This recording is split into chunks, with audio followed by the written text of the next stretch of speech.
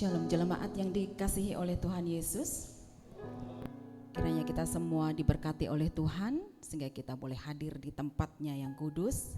Kita akan bersama-sama menyiapkan hati untuk beribadah dengan hikmat di hadapan Tuhan. Saya persilakan jemaat untuk saat teduh sejenak.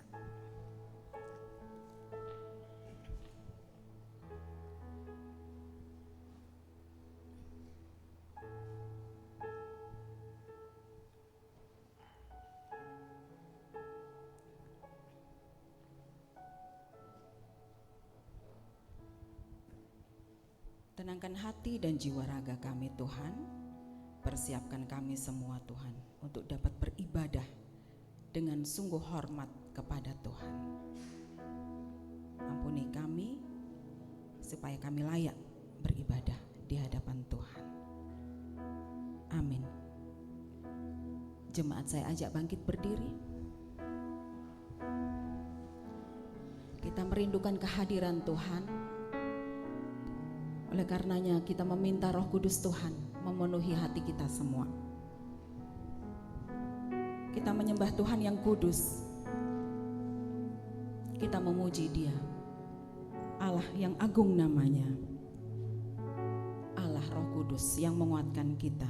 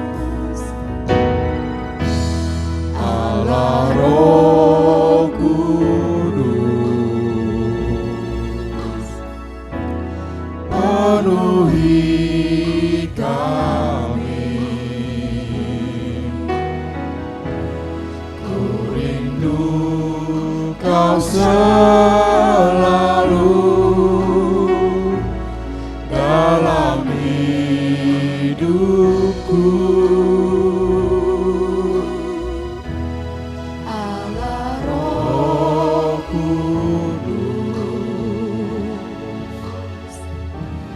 ubah hatiku, jadikanku jamahlah ku rindu hadiratmu, ku sembah kudus, kudus, kuduslah Tuhan, dan ku sanjung Kau mulia, mulia bagimu Tuhan. Kudus, kudus, kuduslah Tuhan, dan ku sanjung Kau mulia, mulia bagimu Tuhan, bagimu Tuhan, bagimu Tuhan.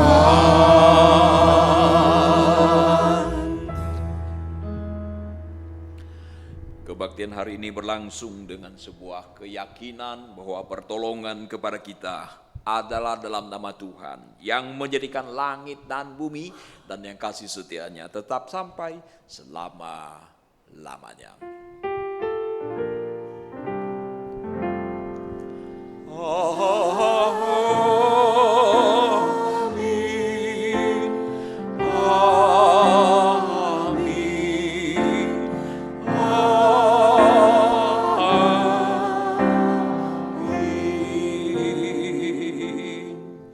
Kiranya kasih karunia dan damai sejahtera dari Allah Bapa kita dan dari Tuhan Yesus Kristus menyertai saudara sekalian. Dan menyertai saudara juga. Bapak Ibu silakan untuk duduk. Hari ini sepanjang ibadah ini kita akan merenungkan firman Tuhan dengan tema Roh Kudus, penuntun dalam kebenaran. Dan kita dikuatkan dengan Mazmur 105 ayat keempat. Saat ini, detik ini, kita mengimani ayat ini. Carilah Tuhan dan kekuatannya, carilah wajahnya selalu. Ia menyinari kita, ia memberkati kita, dan kita dengan penuh iman keyakinan mengakui bahwa Roh Kudus tercurah di tempat ini. Ia mengurapi kita semua, ia membangkitkan kita, dan ia memilih kita sebagai umat pilihannya. Bapak Ibu dipersilakan untuk kembali bangkit berdiri, kita akan memuji Tuhan dengan kidung bahwa Dia hadir di tempat ini, Roh Kudus tercurah di tempat ini.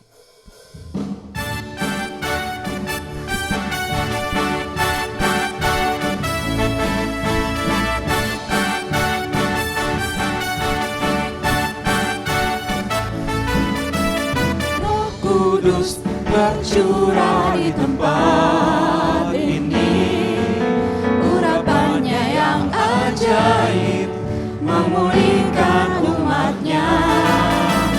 Roh Kudus tercurah dari gerejanya, membangkitkan umat pilihannya.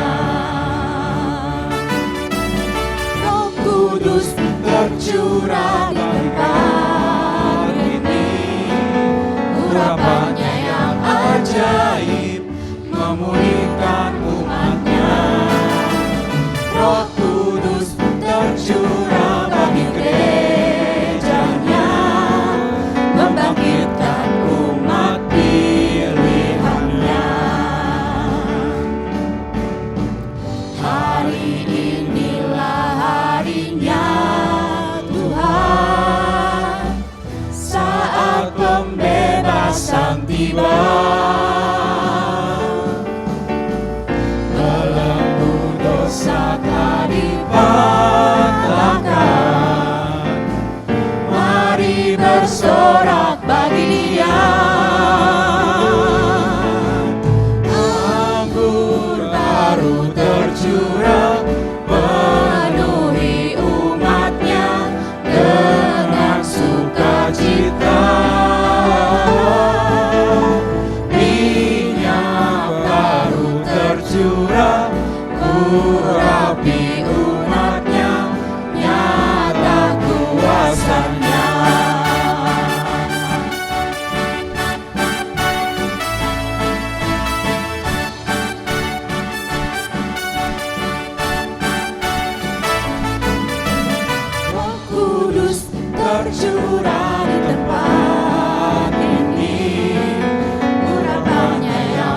ajaib memulihkan umatnya.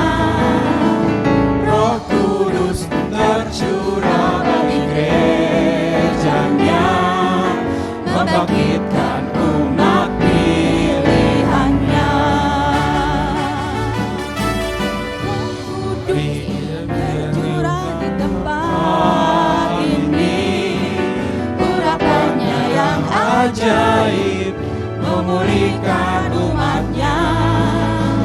Roh Kudus tercurah bagi gerejanya, membangkitkan umat pilihannya. Hari inilah harinya Tuhan, saat pembebasan tiba. Belenggu dosa telah dipatahkan, mari bersorak bagi Dia. Anggur baru tercurah, penuhi umatnya dengan sukacita. Minyak baru tercurah, urapi umatnya, nyata kuasanya. Nyata kuasanya. Nyata kuasanya.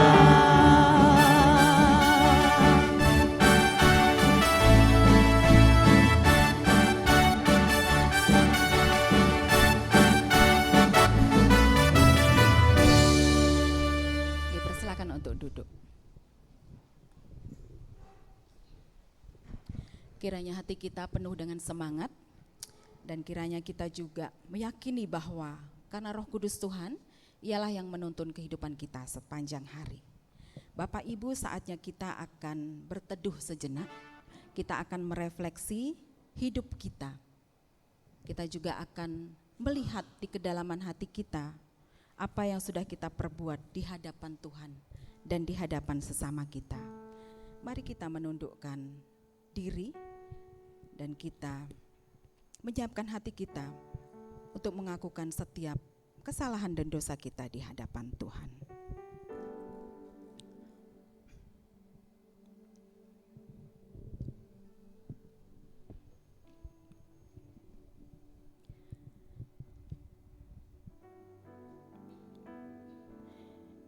Jikalau kita sudah mengakui bahwa kita hidup bersama dengan Tuhan Yesus, maka hendaknya kita mengingat apa yang sudah Tuhan perbuat untuk kita.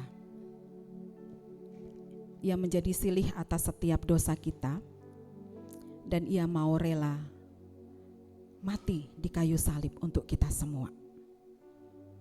Dan dalam kehidupan kita, kita mengimani bahwa karena peristiwa agung itulah, karya keselamatan Tuhan itulah, kita sekarang menjadi umat pilihannya, kita menjadi umat yang diselamatkan. Oleh karena itu, semestinya hidup kita pun harus benar di hadapan Tuhan. Namun jikalau kita menilik hidup kita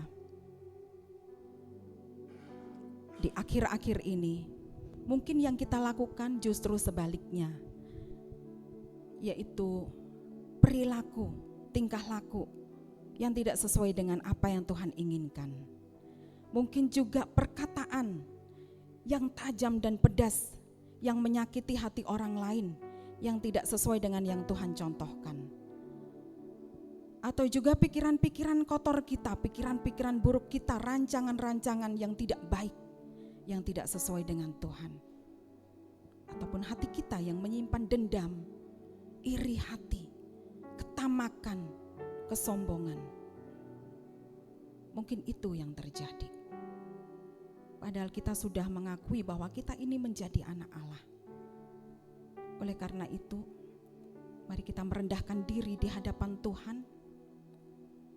Mohon ampun. Dan ini adalah momen yang penting yang setiap saat Tuhan buka untuk kita datang ke hadapannya, mohon ampun kepada Tuhan dan memperbarui hidup kita. Mari saudara-saudari, mari kita mengakukan dosa kita di hadapan Tuhan secara pribadi.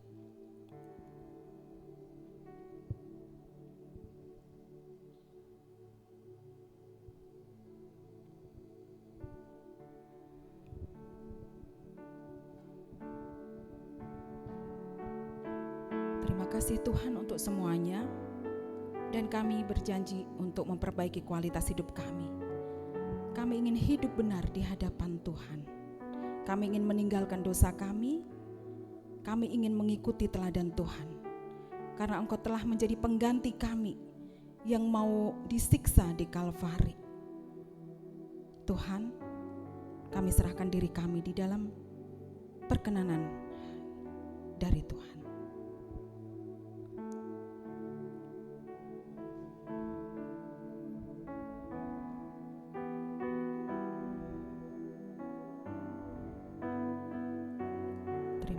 Tuhan untuk semuanya, mari kita nyatakan hidup kita di hadapan Tuhan dengan hidup yang benar.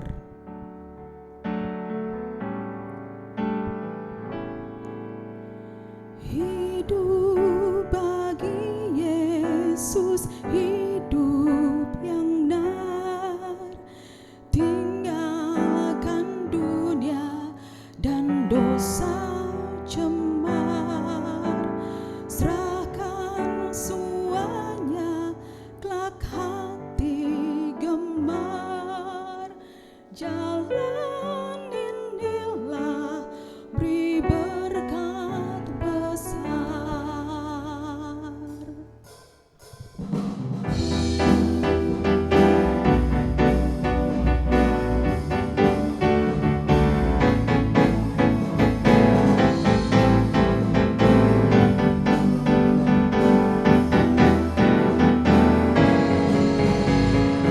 Hidup bagi Yesus, hidup yang benar, tinggalkan dunia dan dosa cemar, serahkan semuanya, kelak hati gemar. Jalan inilah beri berkat besar. Oh Yesus, mukalisku, ku serahkan diriku, karena Tuhan telah serahkan hidupku gantiku. Ku tiada lain Tuhan, hatiku tak tahu. Berserah, oh terimalah hidupku ya Tuhan.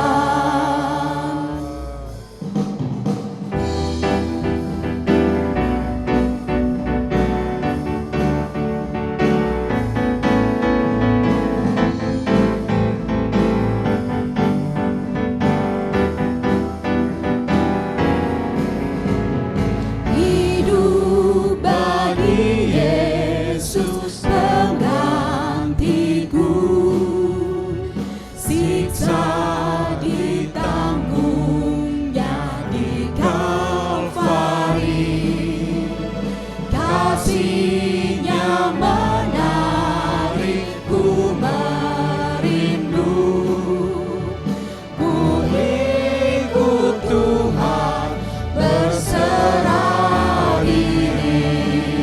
Oh Yesus, mukalisku, ku serahkan diriku, karena Tuhan telah serahkan hidupku gantiku.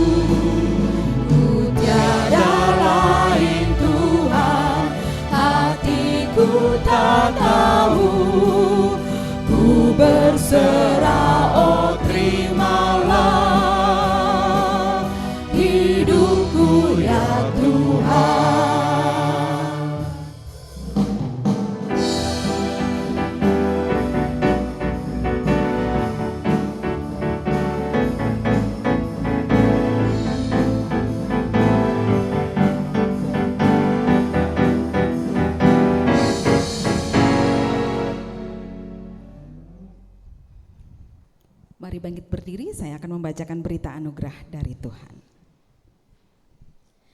Dari Yesaya 43 ayat yang ke-25.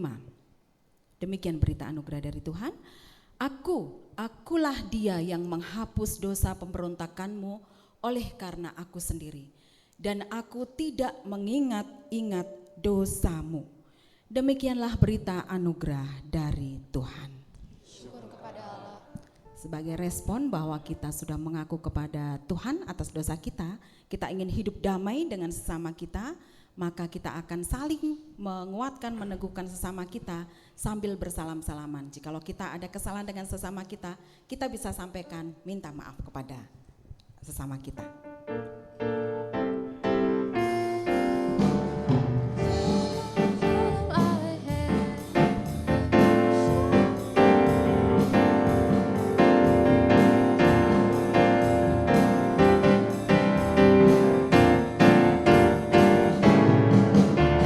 Shalom Aleichem, Evenu Shalom Aleichem, Evenu Shalom Aleichem, Evenu Shalom, Shalom, Shalom Aleichem, Evenu Shalom Aleichem, Evenu Shalom Aleichem, Evenu Shalom Aleichem, Evenu Shalom, Shalom, Shalom Aleichem.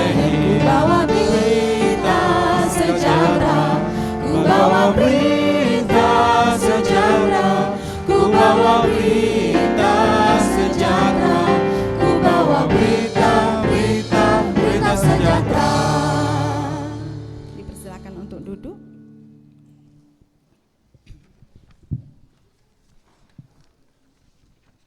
Dan kini tiba saatnya kita akan mempersiapkan hati kita untuk bersama-sama merenungkan firman Tuhan. Dan kita akan membacakan secara bertanggapan dari Yohanes 16 ayat 12 sampai dengan ayat yang ke-15. Yohanes 16 ayat 12 sampai dengan ke-15. Kita akan bacakan secara berganti-gantian.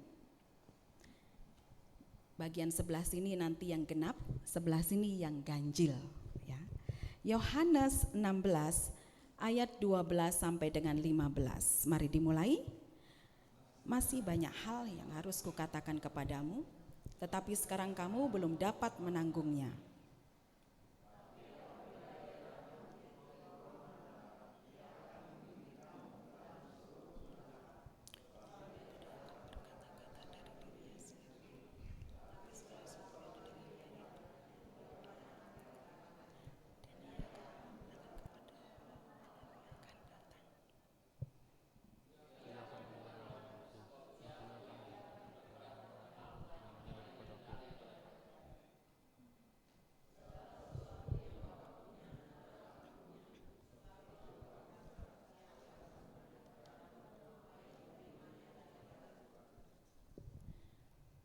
Demikian dari Yohanes 16, 12 sampai 15 kita telah membaca secara bersama-sama, dan kini kita siapkan hati kita untuk dapat mendengarkan, menyimak dan mendalami firman Tuhan, sehingga apa yang menjadi tuntunan dari firman Tuhan itu nanti dapat kita lakukan dalam kehidupan sehari-hari. Tema hari ini yang akan disampaikan oleh Bapak Pendeta Ji Sadar Mahoni adalah Roh Kudus penuntun dalam kebenaran. Oleh karena itu kita memohon senantiasa bimbingan, pertolongan dari Roh Kudus. Pekerjaan-pekerjaan Roh Kudus ada dalam diri kita sehingga kita menyatakan kemuliaan Tuhan.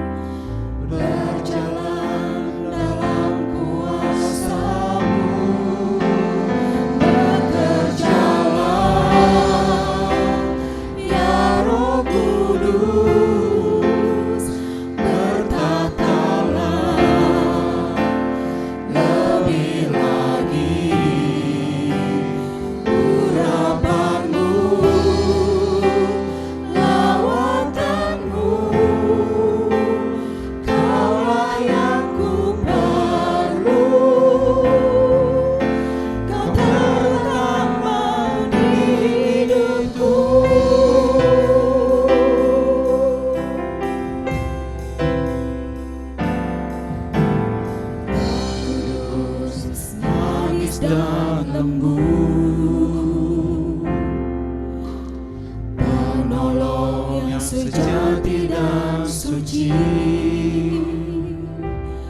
Ku rindu mendekat, mengerti hatimu, berjalan dalam kuasa-Mu. Bekerjalah ya Roh Kudus, bertatalah lebih lagi urapan-Mu, lawatanmu. Kaulah yang ku perlu, Kau terutama di hidupku.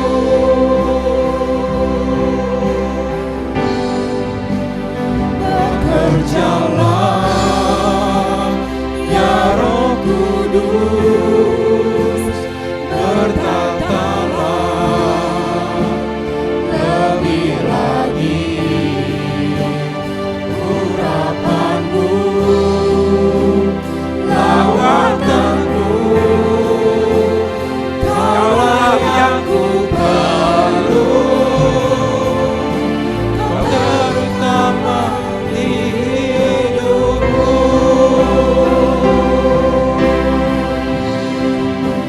Bekerjalah ya Roh Kudus, berkatalah lebih lagi urapan-Mu, lawatanku. Kaulah yang ku perlu, Kau terutama di hidup.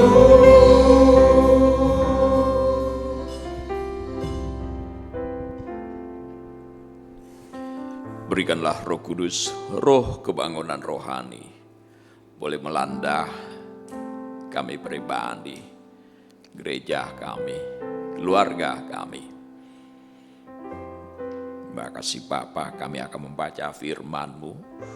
Berikanlah kebenaran, kami siap menerimanya.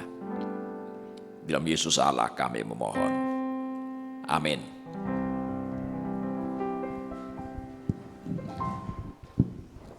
Mari sekali lagi kita membuka Yohanes 16. Kali ini kita membaca ayat ke-13. Yohanes 16 ayat yang ke-13.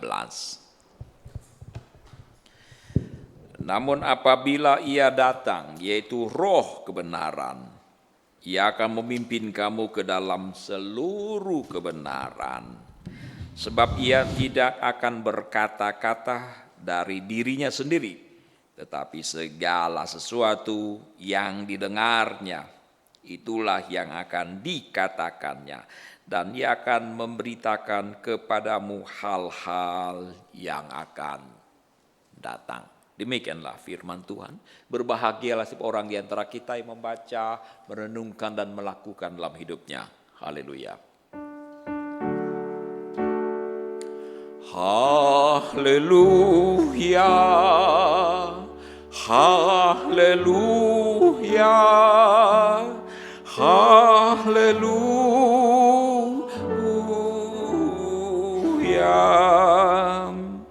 Selamat pagi Bapak Ibu. Saudara-saudara sekalian, shalom. Kiranya damai dan sejahtera Tuhan menaungi kita sekalian. Hari ini kita akan memikirkan topik masih berseputar tentang Roh Kudus, yaitu Roh Kudus penuntun ke dalam kebenaran. Apakah manusia modern masih membutuhkan kebenaran, saudara-saudara sekalian? Apakah kita masih berjalan di dalam kebenaran? Apa itu kebenaran? Kata Pilatus ketika Yesus sedang diadili. Saudara-saudara sekalian, kita yang hidup di zaman postmodern, disingkat posmo, ada filsafat yang sedemikian besarnya, begitu kuatnya mempengaruhi hidup manusia. Filsafat postmodern dikenal dengan filsafat relativisme. Segala sesuatu relatif. Tidak boleh ada yang namanya absolut. Setiap orang berhak menyatakan kebenarannya dan setiap pernyataan adalah benar menurut orang itu. Itulah relativisme. Jadi tidak ada satu versi kebenaran universal yang menjadi landasan bagi semua orang. Saudara sekalian, apa betul manusia tidak membutuhkan sebuah landasan kebenaran saat ini? Saya ingat seorang pendeta senior zaman dulu ketika saya masih remaja atau pemuda pernah bercerita demikian, saudara sekalian. Cerita ini mempunyai makna moral bahwa kita tetap membutuhkan sebuah kebenaran. Suatu saat seorang ayah bersama dengan anak ABG melakukan sebuah perjalanan dan mereka mempunyai seekor kuda yang belum terlalu besar, saudara sekalian. Hari itu anak ABG naik kuda sementara si papa menuntun kuda itu. Lewat sebuah kampung, orang bilang, ini anak muda tak tahu diri lah. Itulah anak muda sekarang ya. Bocengli. Anak muda gagah kuat begini, naik kuda. Orang tua dibiarkan menuntun kuda. Si anak muda tahu diri ya, dia malu, turun. Papa naik, papa naik. Papanya naik ya. Ya anaknya ABG tuntun kuda sekarang. Lewat satu kelompok masyarakat sekarang orang bilang apa? Ini orang tua bangka nggak tahu diri. Anak masih kecil suruh jalan kaki. Orang tua bukannya mengalah buat anak. Si bapak tahu diri saudara. Dia turun juga. Diskusi bagaimana ini ya. Kita naik siapapun salah sekarang. Kalau gitu kita naik berdua. Mereka naik berdua saudara. Kuda belum terlalu besar, ayah dan anak naik berdua. Lewat ke satu perkampungan, orang-orang bilang, ini orang tua sama anak muda gak tahu diri. Kuda masih kecil begitu ditunggangi berdua. Hah, mereka putus asa saudara-saudara. Kalau begitu, kita turun berdua. Baik-baiknya, tuntun aja, dituntun saudara. Dituntun lewat satu kampung, orang bilang ini orang bodoh ya, kuda kan buat ditunggang, kenapa bukan ditunggangi malah dituntun? Mereka habis akal saudara-saudara. Akhirnya yang terjadi adalah mereka cari sebuah bambu yang panjang, itu kuda kakinya diikat saudara, lalu dipikul. Anak sama bapak memikul kuda. Lewat satu tempat orang bilang, ini orang gila semua. Kuda buat ditunggang, sekarang malah dipikul sama orang. Saudara, cerita ini adalah mempunyai makna bahwa kita tetap membutuhkan sebuah patokan. Sebuah patokan yang sangat-sangat basic. Kalau hidup kita menurut kata orang, apa kata orang, ya kita akan mengalami banyak kesulitan. Dan yang menjadi tantangan kita yang hidup di zaman postmo adalah, ya gak ada lagi nilai absolut. Persoalannya adalah, apakah relativisme itu benar? Dengan kata lain, apakah kita tetap membutuhkan kebenaran yang sifatnya absolut? Apakah kebenaran absolut itu ada atau tidak ada? Menurut saudara ada apa tidak? Ada apa tidak ada? Ada ya? Oke, amin. Mari kita pulang, saudara. Karena memang ada. Iyalah, 1 tambah 1 itu kebenaran matematika. Ibu Mary guru matematika atau bukan? Matematika ya? Atau fisika, Bu? Oke. 1 tambah 1 itu tidak boleh 1,9999. Tetap salah. 1 tambah 1 tidak boleh 2,000001. Tetap salah. 1 tambah 1 mutlak 2. Tak boleh kurang sedikit, tidak boleh lebih sedikit, lebih banyak apalagi. Saudara, siapa ini?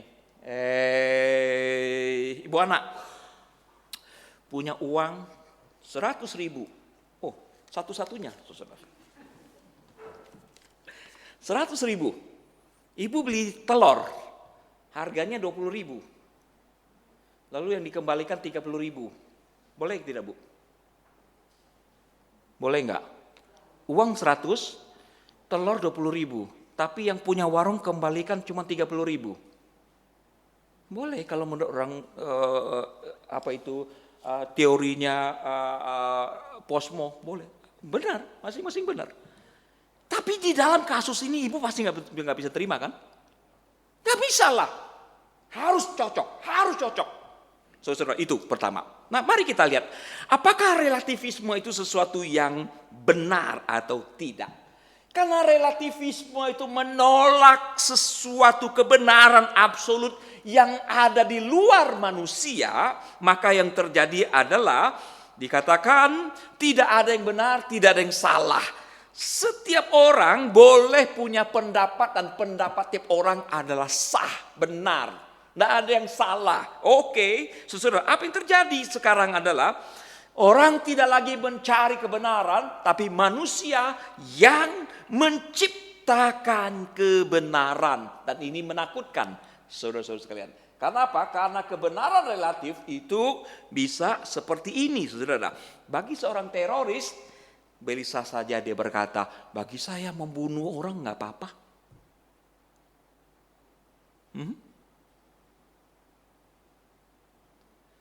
Baru-baru ini kan ada satu menteri yang bikin blunder, yang bikin perempuan se-Indonesia marah ya. Ada perempuan sini marah nggak nih? Marah nggak? Marah gara-gara apa? Ada kasus apa? Dia bilang kejadian tahun 98, pemerkosaan itu hanyalah, pakai istilah apa dia ya? Dia pakai istilah, bukan hoax. Saya lupa dia pakai istilah apa. Rumors, saudara.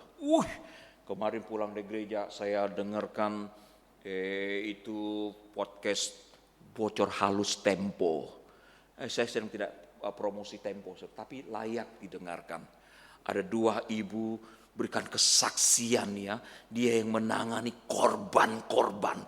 Ngeri banget dengarnya, saudara. Ngeri banget, kasihan banget ya.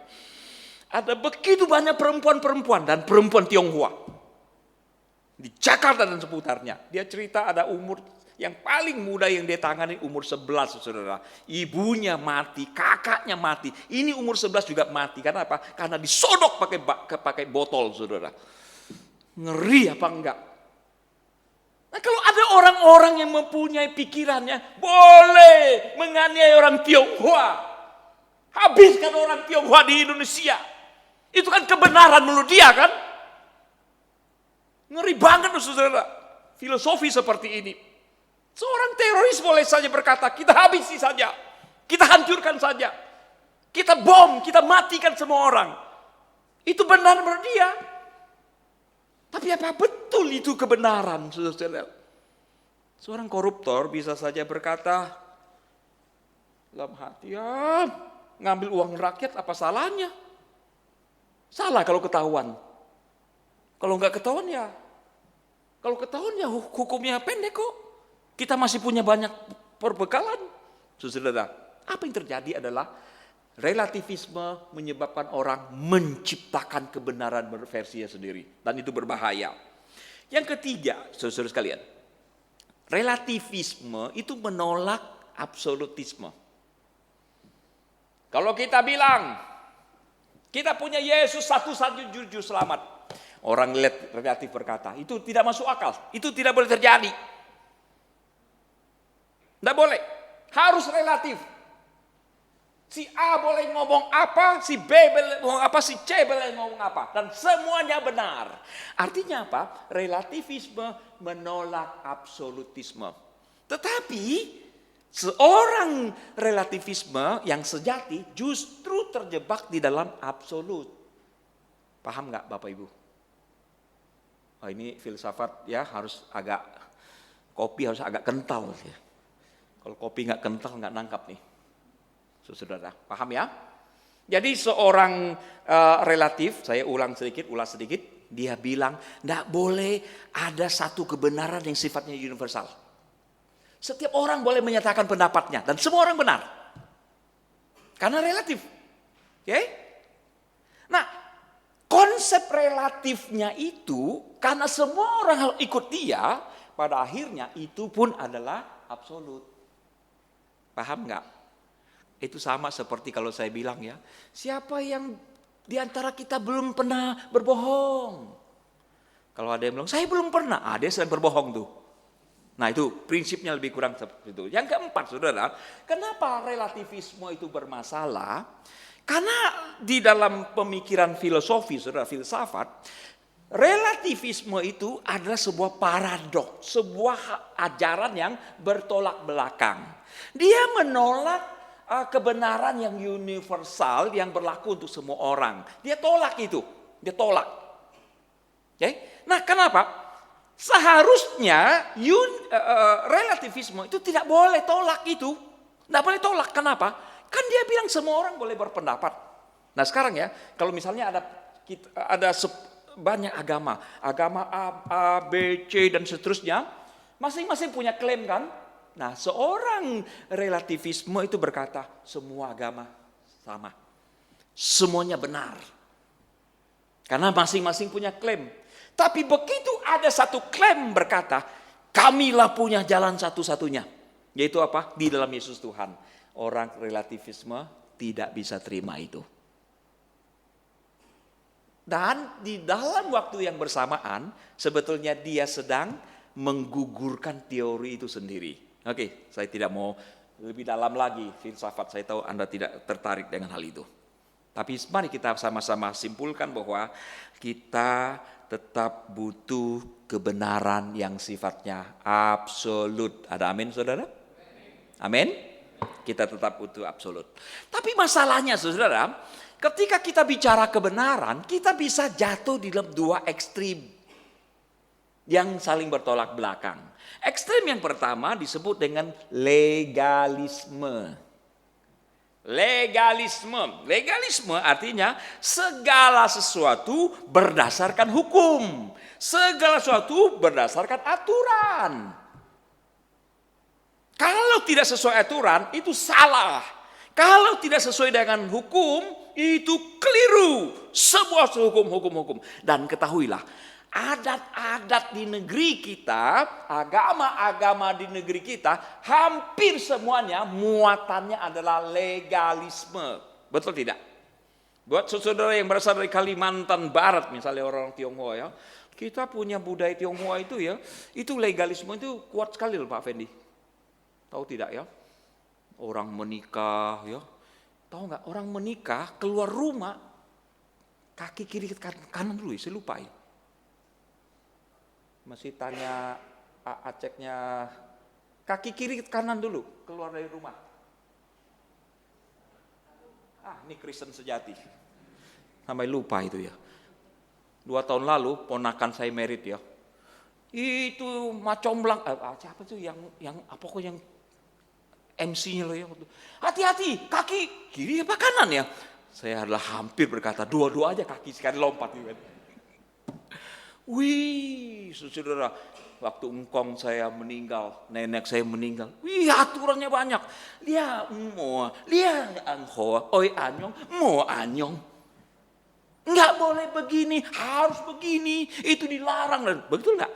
Tradisi Jawa juga begitu Ibu Elia. Ini enggak boleh, harus begitu. Legalisme. Agama-agama umumnya adalah legalisme. Yahudi legalisme sejati. Tulen banget saudara. Mereka itu tidak boleh makan daging bersama dengan susu, dengan keju. Di Yerusalem banyak sekali McD, tapi saudara tidak akan pernah bertemu dengan cheeseburger. Nggak ada. Burger daging bersama dengan keju itu nggak boleh. Kenapa? Bagi mereka tidak kosher. Daging sama susu ataupun produk susu dalam bentuk keju itu nggak boleh dicampur. Tidak kosher, tidak halal. Dan bukan hanya soal dicampur, saudara. Bahkan ya, mereka masak daging dan masak susu, pancinya pun beda. Jadi ini kalau untuk susu, jangan sekali-kali dicampur dengan daging. Itu barang dibuang sama mereka. Saudara, kalau kita pergi ke Yerusalem ya, orang Indonesia kalau tur kan suka bawa apa? Terasi lah, kecap lah, cabai lah, kacang teri lah. Kalau masuk restoran atau hotel kosher, jangan coba-coba kita keluarkan itu barang. Kita diusir karena dianggap tidak suci, menajiskan. Bahkan ya, orang Yahudi, saking mereka ketatnya ya, sapi bagi mereka oke, babi nggak boleh ya. Domba oke. Kalau saya orang Tionghoa yang masak, mereka nggak mau makan Pak Yanto. Harus orang Yahudi yang masak. Coba bayangkan Bu. Ini Yahudi yang ultra ortodok loh ya. Itu sampai begitu rupa loh. Saking legalismenya. Nah kawan-kawan kita beragama Muslim ya. Legalismenya juga kental ya. Karena banyak turunan di situ. Kebaktian sembahyang ada waktunya, sebelum ada wudunya, rumah ibadah harus hadap kemana, dan seterusnya. Ada banyak sekali aturan-aturan. Puasa ada bulannya, begitu 1 Syawal ya, itu nggak boleh lagi. Kalau lanjut jadi haram, betul ya? Karena apa? Karena legalisme. Kita bersyukur kekristenan bukanlah agama legalisme. Kita mau kebaktian jam 7.30, boleh nggak? Kita ganti jam 12 malam? Kayaknya jangan Pak. Ganggu tetangga sebelah Pak. Tuhan sih oke aja Pak. Mau puasa 40 hari boleh nggak? Kalau mampu 80 hari juga boleh. Tapi sebaiknya janganlah ya. Nyusahkan pendeta nanti. Ya, oke, saudara sekalian. Kita harus hidup di dalam kebenaran, tapi jangan sampai kita menjadi umat legalis. Sebagai contoh, saudara, kadang-kadang kita bisa terjebak di situ loh. Kadang kita punya prinsip ya, ada atau tidak ada di Alkitab. Ini kelihatannya keren ya Pak Riders. Ada atau tidak ada di Alkitab. Saudara tahu tidak? Ada gereja yang tidak merayakan Natal. Kenapa? Alasannya Alkitab tidak menyebut merayakan Natal Yesus. Silakan dicari, apakah ada? Nggak ada. Karena di Alkitab tidak ada, mereka tidak mau merayakan itu. Kayaknya keren banget ya.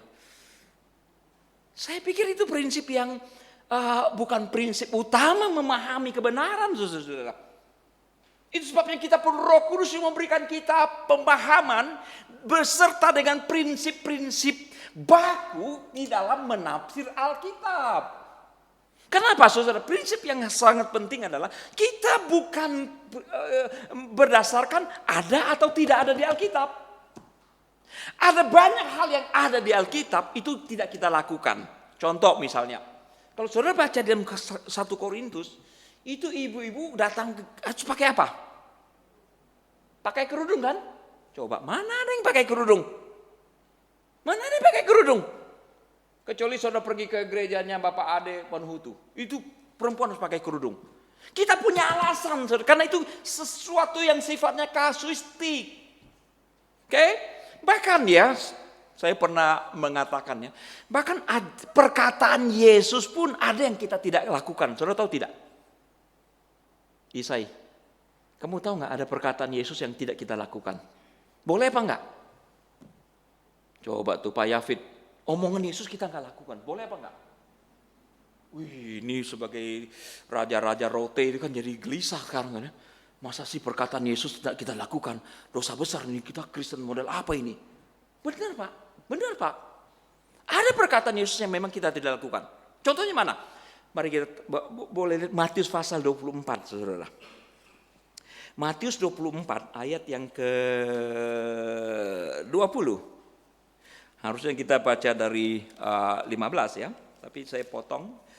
Matius 24 ayat 20. Nah ini Yesus bilang apa? Berdoalah. Nah, berdoa penting banget kan? Ini omongan Yesus.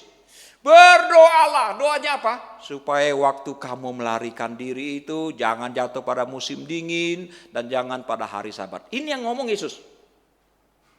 Tapi tidak seorang pun Kristen di Jakarta yang melakukan omongan Yesus. Apa sebabnya? Satu, Jakarta memang ada musim dingin. Emang kita masih merayakan Sabat seperti konteks Yesus? Tidak. Dan menurut para penafsir, apa yang Yesus katakan ini sudah terjadi pada tahun 70. Kalau sudah kejadian, buat apa lagi? Oh, mari kita ikuti kata Yesus ya. Mari kita berdoa, saudara. Seperti kata Yesus. Konyol banget. Kita tidak mengerti konteks kalau begitu. Itu pahami, saudara. Nah, contoh lagi. Saudara, kalau saudara baca di Alkitab, terutama Perjanjian Baru, orang yang akan dibaptis itu masuk kelas katekisasi atau tidak? Enggak ya? Berarti kita enggak perlu katekisasi nih. Katekisasi penting apa tidak? Pengumuman ya. Juli kita akan mulai kelas. Yang mau daftar cepat. Yang mau pendengar juga boleh. Itu penting. Tapi kalau saudara baca di Alkitab, apa yang terjadi? Sida-sida Ethiopia ketika mendengarkan uraian dari Filipus, di dalam kereta tiba-tiba dia sampai pada tempat air, dia minta dibaptis dan dibaptis. Kepala penjara di Filipi, saudara. Malam itu juga setelah Paulus menjelaskan tentang Yesus, dia, istri dan anak-anaknya dibaptis. Nggak tunggu 1 tahun masuk kelas, 4 bulan kelas, langsung. Tapi kenapa kita ada? Karena ini penting, saudara. Satu lagi. Itu iman rasuli ada di kitab mana? Pengakuan iman rasuli ada di kitab mana? Pak Yanto bilang nggak ada. Kenapa gereja kita ada kan pengakuan iman rasuli, Pak? Nggak sesuai Alkitab nih. Apa begitu prinsipnya? Nggak begitu, saudara. Ya. Kita nggak sampai selegalis seperti itu. Legalisme itu adalah pegang aturan mati ya. Saya kasih contoh soal. Saudara, ada seorang bocah kecil umur 5-6 tahun izin ke ibunya. Bu, aku mau ke rumah Budi. Boleh. Hati-hati nyebrang jalannya ya. Tunggu mobil lewat dulu. Ya. Sebelum mobil lewat kamu nggak boleh nyebrang. Si bocah itu pergi nunggu ya. 15 menit berikutnya dia balik lagi. Kok udah balik? Iya bu, aku udah nunggu 15 menit. Gak ada mobil lewat. Maka aku pulang, gak jadi. Ini anak pegang prinsip banget ya. Pegang aturan banget. Contoh satu lagi. Seorang calon sopir bis diberikan instruksi. Pak sopir, satu saat ya kalau ada musibah, katakan bismu remnya blong dan di depanmu ada orang, kamu harus pertimbangkan siapa yang akan kamu tabrak. Satu orang atau banyak orang? Satulah, kata si sopir ya. Oke, jangan yang kamu tabrak banyak ya, itu bahaya sekali. Satu saat dia lagi bawa bis, tiba-tiba remnya betul-betul blong. Dia lihat, wih, sebelah kiri cuma ada satu, sebelah kanan ada pesta, banyak orang. Jadi dia incer yang satu orang nih saudara. Dia incer, tapi sayangnya begitu mendekat yang satu orang ini nyebrang saudara. Nyebrang ke tempat masa. Karena ini orang nyebrang, dia ingin cari yang satu itu. Dia cari orang itu saudara. Satu orang dan satu kampung habis semua. Ditabrak sama dia. Nah ini namanya orang legalis saudara. Gak peduli konteksnya apa. Gak peduli berkhidmat atau tidak. Pokoknya udah begini. Saudara. Kadang kita harus, kalau bukan sesuatu yang sangat-sangat prinsipil, ya kadang-kadang kita harus sedikit mengadjust karena apa situasinya. Contoh kasus lagi mau. Saudara-saudara bawa mobil ya. Saya kan udah sering kali ngomong nih, kalau ketemu lampu merah, apa yang terjadi? Berhenti. Lampu merah mutlak berhenti. Oke. Nah sekarang lagi jalan. Lagi ada apa ya? Lagi ada huru hara kerusuhan. Oh berhenti aja sih itu kata lampu merah. Saudara, situasi perang, aturan jadi tidak berlaku. Tapi jangan tiap hari nabrak lampu merah bilang lagi darurat ya saudara ya. Itu tidak berkhidmat. Oke, nah itu pertama. Saudara sekalian, kita perlu hidup dalam kebenaran. Tapi kita bisa juga masuk dalam ekstrim yang kedua. Ekstrim pertama tadi adalah, ya ampun, belum juga 20 menit udah lupa. Apa itu? Legalisme. Legalisme. Tapi ekstrim yang kedua disebut dengan antinomian. Antinomian, ini Pak Joni pasti tahu ya. Anti artinya lawan, nomos itu artinya hukum, melawan hukum. Ada sekelompok orang bilang begini, antinomian itu artinya ajaran atau sikap mengabaikan aturan, mengabaikan kebenaran, mengabaikan hukum-hukum, termasuk hukum moral dan hukum ilahi. Mereka punya alasan seperti apa? Karena kita diselamatkan oleh Kristus melalui iman kita, bukan karena hukum Taurat, maka ajaran Taurat tidak berlaku lagi buat kita. Satu. Jadi orang Kristen boleh hidup sesuka hati, karena apa? Karena kita sekali selamat, sudah pasti selamat, sudah terjamin. Ini adalah ajaran yang berbahaya. Ajaran ini berbahaya. Saudara, kenapa berbahaya? Mari kita lihat Galatia pasal 5 ayat 16-17. Kalau saudara masih ingat khotbah minggu lalu, akan terkonek sekarang ini. Galatia pasal 5, mari lihat saudara. Galatia 5 ayat 16-17. Oke, saudara yang dibaca sekarang. Saya istirahat sebentar. 1, 2, dan 3.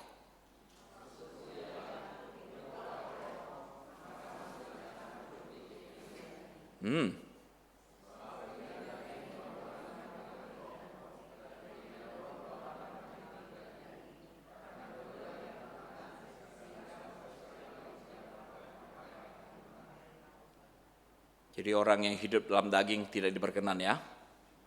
Oke. Nah supaya lebih tegas lagi, kita lihat Roma pasal ke-8 sekarang. Roma 8 ayat 6 sampai 8.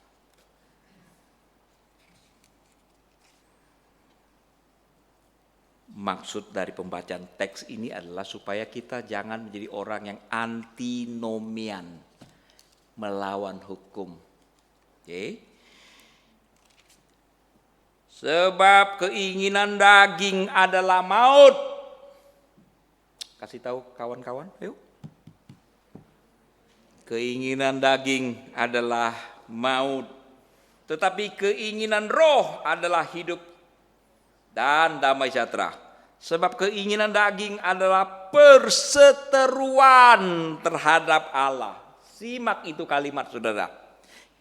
Perseteruan terhadap Allah. Karena keinginan itu tidak takluk kepada hukum Allah. Hal ini memang tidak mungkin baginya. Ayat 8 bersama. 1, 2, dan 3. Mereka yang hidup menurut daging tidak mungkin berkenan kepada Allah. See? Inilah ayat yang menunjukkan bahwa kita tidak boleh antinomian. Tidak boleh mengabaikan kebenaran. Tapi juga tidak terjebak di dalam legalisme. Saudara, kalau kita menjadi orang antinomian, itu banyak orang tersakiti sebetulnya. Banyak orang yang tersakiti. Nama Allah dihujat. Orang Kristen katanya hidupnya begini. Katanya nggak boleh bercerai. Dia bercerai itu katanya nggak boleh berjudi. Mabuk tiap hari. Bagaimana ini? Ayo ikut saya percaya Yesus. Buat apa percaya Yesus? Saya udah muak ditipu sama orang Kristen. Saudara-saudara. Kalau kita adalah orang yang tidak mau hidup dalam kebenaran. Kita berdosa pada Kristus yang telah mati buat banyak orang lain. Kenapa? Kita menjadi batu sandungan bagi orang lain. Dan jangan salah juga saudara. Hidup di dalam ketidakbenaran itu juga menyusahkan ya. Saudara ingat ya, saya pernah beritahukan beberapa tahun yang lalu ya. Hidup yang tidak di dalam kebenaran itu menyusahkan. Minimal menyusahkan ya, sampai mati pun menyusahkan. Minimal pendeta disusahkan. Bagaimana ceritanya? Berapa tahun yang lampau itu di Bandung itu ada kejadian tuh. Seorang anak muda merampok di minimarket. Pas ada petugas, matilah dia. Karena tembak loh. Walaupun dia Kristen mati juga dia. Mati. Serta itu ada pengumuman di koran. Si ini meninggal, lalu ada acara masuk peti, malam kembang, penghiburan gitu kan ya. Wih, saudara tahu tidak, khotbah itu sulit loh. Sulit banget saudara. Benar ya, mahasiswa saya banyak sekali waktu latihan khotbah itu.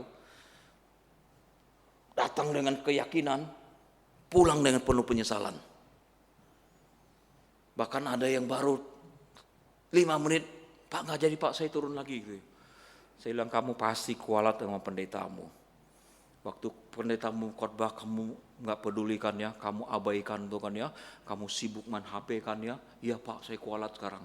Jangan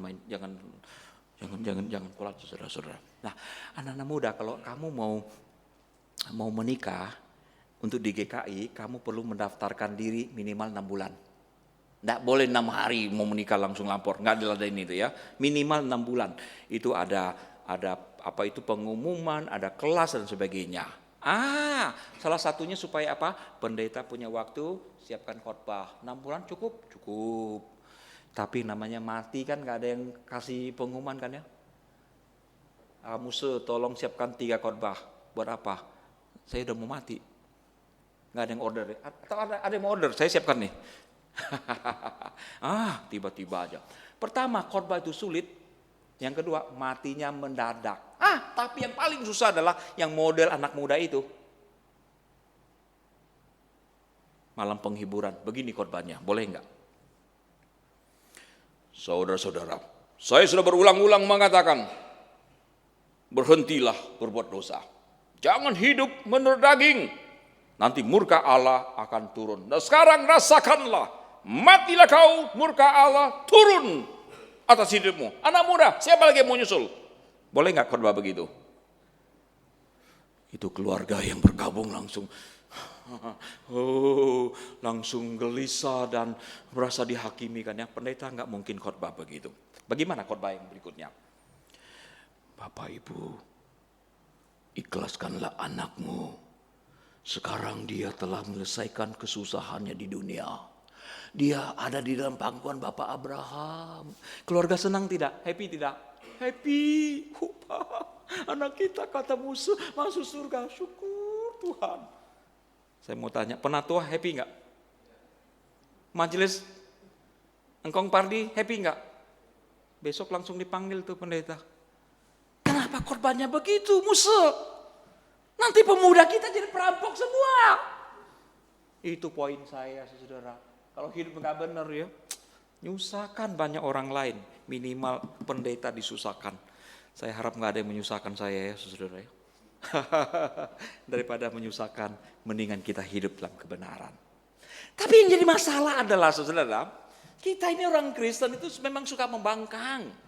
Kita senang orang berubah, kita happy orang hidup dalam kebenaran, tapi kita tidak bersedia hidup di dalam kebenaran. Mari saya beri contoh saudara. Contohlah ya, saya sebagai pendeta, kalau ketahuan nyolong, saudara happy apa enggak? Kalau saya ketahuan selingkuh, saudara happy apa tidak? Marah enggak? Marah apa tidak? Kenapa marah? Karena Bapak Ibu mengharapkan saya mengalami pembaharuan. Bapak Ibu mengharapkan saya itu, harapannya tinggi sekali kan? Begitu harapan itu tidak tercapai, saudara kecewa. Kenapa? Karena saudara menaruh harapan. Bapak Ibu berharap nggak punya anak-anak yang takut pada Tuhan? Pasti itu, pasti. Ibu-ibu berharap nggak suami berubah? Nggak ada ya. Pasti berharap suami berubah, pasti itu. Tapi ketika tidak berubah, kan marah kan? Karena harapan besar. Problemnya adalah kita bertanya pada diri sendiri, kita berubah nggak? Kita berubah nggak? Kita hanya menaruh harapan orang berubah. Tapi diri kita tidak. Oke, contoh yang paling sederhana. ketika mendengarkan khotbah, pernah nggak dalam hati saudara berkata begini, ini khotbah bagus banget, sayang mertua saya nggak datang? Pernah nggak? Ini khotbah bagus banget nih, sayang banget suami saya nggak datang. Ibu-ibu pernah begitu? Bagus banget nih khotbah, sayang istri saya nggak datang. Itu maksudnya apa? Ada kemungkinan khotbah ini cocok banget buat orang lain, buat saya sih nggak perlu lagi. Mengerti? Saudara-saudara, kita dipandu untuk hidup di dalam kebenaran. Minggu lalu saya bilang kita harus sensitif terhadap dosa. Tapi saya mau tambahkan sekarang, selain kita sensitif terhadap dosa, mari kita juga belajar berkomitmen untuk hidup di dalam kebenaran. Tidak cukup kita hanya sensitif terhadap dosa. Ini nggak boleh ini dosa ini. Tapi sekarang kita harus berkomitmen untuk belajar hidup di dalam kebenaran. Mari kita berdoa.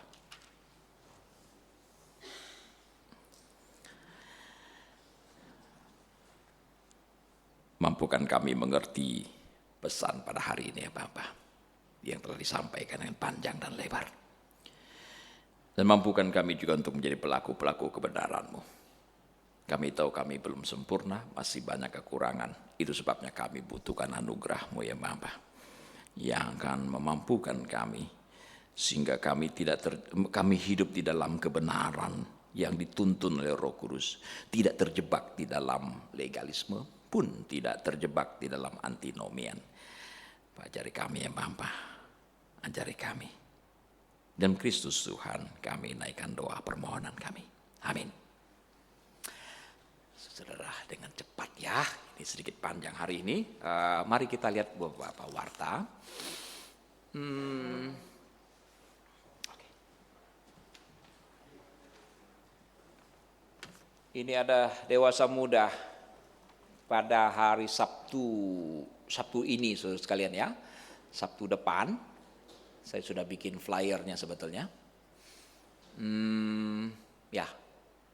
Ini di Sabtu depan ya. Kemudian setelah kebaktian ini selesai, anak-anak muda diundang untuk hadir. Kita akan membicarakan topik ya, tip anti mager bagi generasi rebahan. Halo, siapa yang merasa generasi rebahan? Yang mager ya, kayaknya penting banget ya.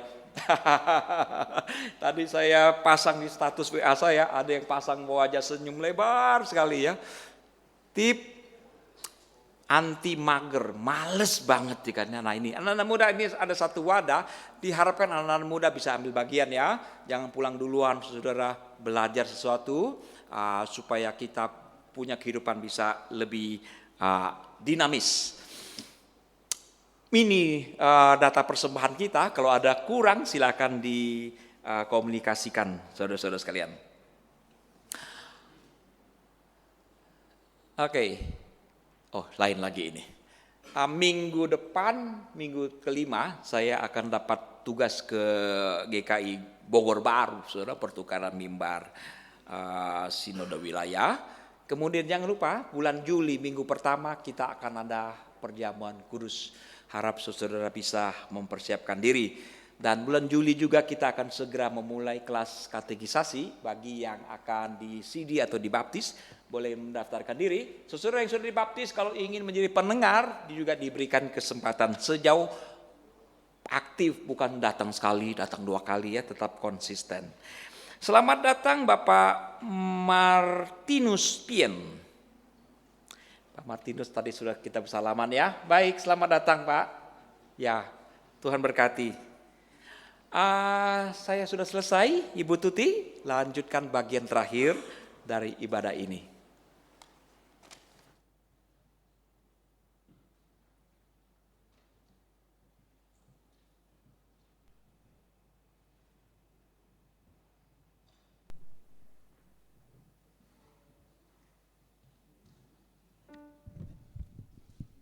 Terima kasih untuk Pak Ji yang sudah menyampaikan firman Tuhan, kiranya kita semua dikuatkan. Bapak Ibu, saya menambahkan sedikit pengumuman untuk KDM. Jadi Sabtu ini temanya khusus tentang kesehatan, karena kesehatan ini berlaku dari anak-anak sampai dengan orang tua. ada baiknya putra-putri Bapak Ibu diajak.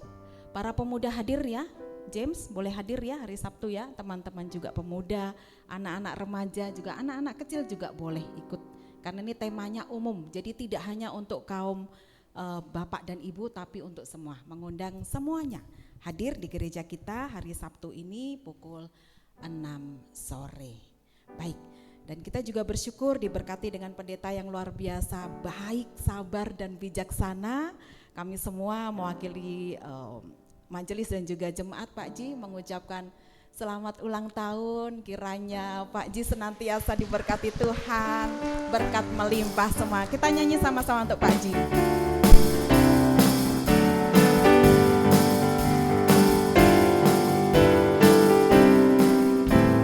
Happy birthday to you. Happy birthday Pak Ji. Happy birthday Pak Ji. Happy birthday Pak Ji. Happy birthday, happy birthday, happy birthday Pak Ji. Sekali lagi. Happy birthday Pak Ji. Happy birthday Pak Ji. Happy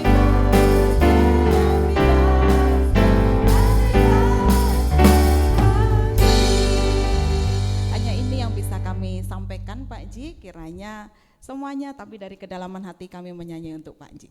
Tuhan memberkati. Bapak Ibu, kita akan melanjutkan ibadah pagi ini. Mari saya ajak untuk bangkit berdiri.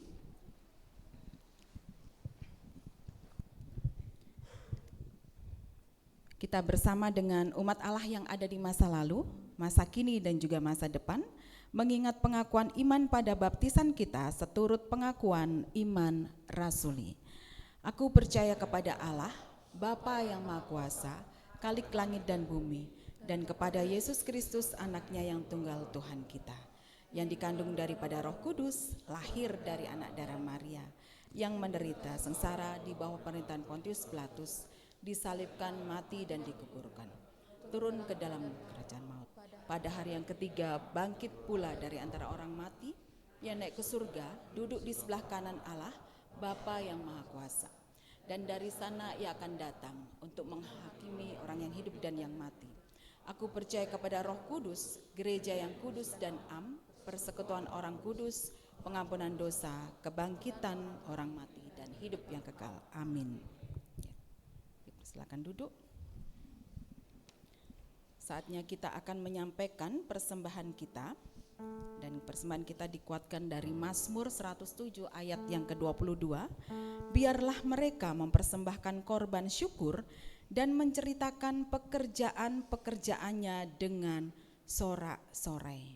Kita mempersembahkan apa yang ada dalam diri kita, dan juga kita meyakini itu semua karena berkat Tuhan, maka kita kembalikan kepada Tuhan. Kita akan menyampaikan persembahan dengan diiringi pujian bahwa kasih Tuhan tidak dapat diukur.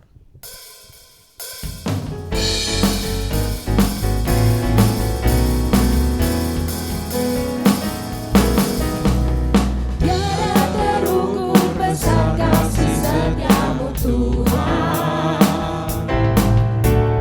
panjang dan lebarnya melebihi lautan, jauh tinggi mengatasi langit, dalamnya tak dapat kuselari. Kasih setiamu besar selamanya, kasih setiamu besar selamanya. Tiada terukur, tiada terukur besar kasih setiamu Tuhan. Yes. Yes, yes, yes. Panjang dan lebarnya melebihi lautan, jauh tinggi mengatasi langit, dalamnya tak dapat kuselari. Kasih setiamu besar selamanya, kasih setiamu besar selamanya. Hatiku bersyukur, jiwaku memuji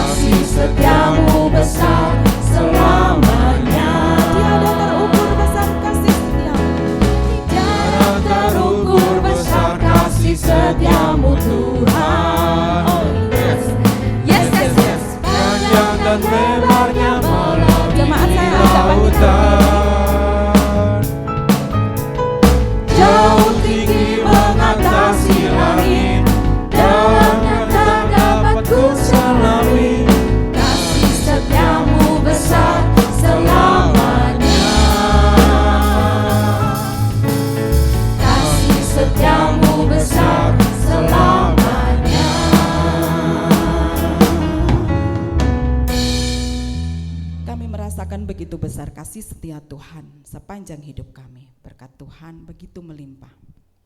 Berkat Tuhan ada dalam diri kami, baik melalui keluarga kami, melalui setiap hal yang kami lakukan setiap hari. Berkat pekerjaan, berkat kesehatan, berkat kasih sayang dari setiap orang yang ada di sekitar kami. Tuhan, terima kasih atas berkat Tuhan itu. Dan terima kasih kami juga sudah diberikan kesempatan untuk dapat memberikan persembahan kami. Ini adalah sebagian kecil dari berkat Tuhan. Kami ingin memberikannya dengan sukarela dan sukacita. Dan kiranya Tuhan berkati persembahan ini dan juga orang-orang yang nanti akan mengelolanya sehingga dapat dipakai untuk perluasan kerajaan Tuhan. Dan kami ingin mempersembahkan tubuh kami, jiwa raga kami, waktu kami Tuhan sebagai persembahan yang hidup untuk Tuhan. Pakai kami Tuhan dan ajari kami untuk semakin sukacita melayani Tuhan melalui bidang kami masing-masing. Terima kasih Tuhan Yesus, di dalam nama-Mu kami berdoa. Amin.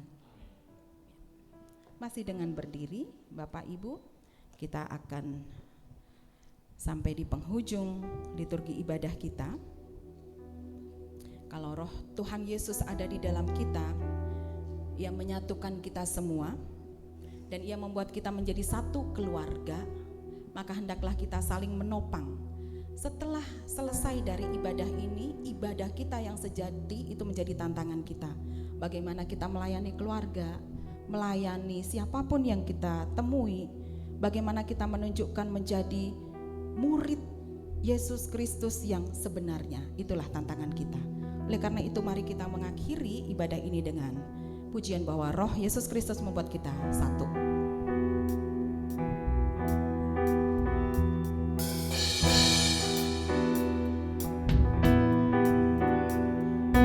Roh Yesus Kristus kita satu tetap. Dalam roh Yesus Kristus kita satu tetap. Mendoakan semua jadi satu kelak. Biar dunia tahu bahwa kita muridnya dalam kasih tubuh Kristus yang esa.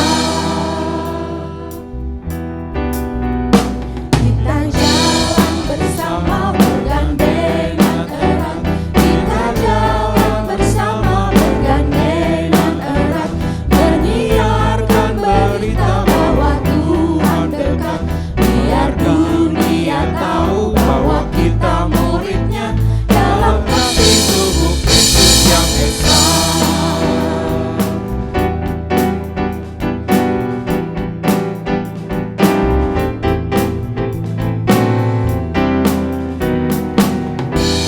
Bahu-membahu melayani terus.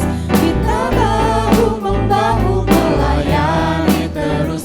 Kita saling membela dalam kasih kudus. Biar dunia tahu bahwa kita muridnya dalam kasih tubuh Kristus yang esa.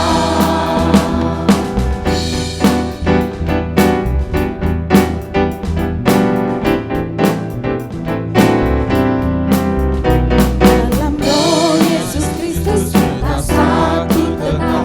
Dalam roh Yesus Kristus kita satu tetap. Mendoakan semua jadi satu kelak. Biar dunia tahu bahwa kita muridnya dalam kasih tubuh Kristus yang esa. Saudara sekalian, arahkanlah hatimu kepada Tuhan. Jadilah saksi Kristus. Terpujilah Tuhan. Pulanglah dengan sejahtera dan terimalah berkat Allah. Tuhan memberkati engkau dan melindungi engkau. Tuhan menyinari engkau dengan wajah-Nya dan memberi engkau kasih karunia. Tuhan menghadapkan wajah-Nya kepadamu dan memberi engkau damai sejahtera dari sekarang sampai selamanya. Haleluya. Haleluya. Amin. Haleluya. Amin. Haleluya. Haleluya. Haleluya.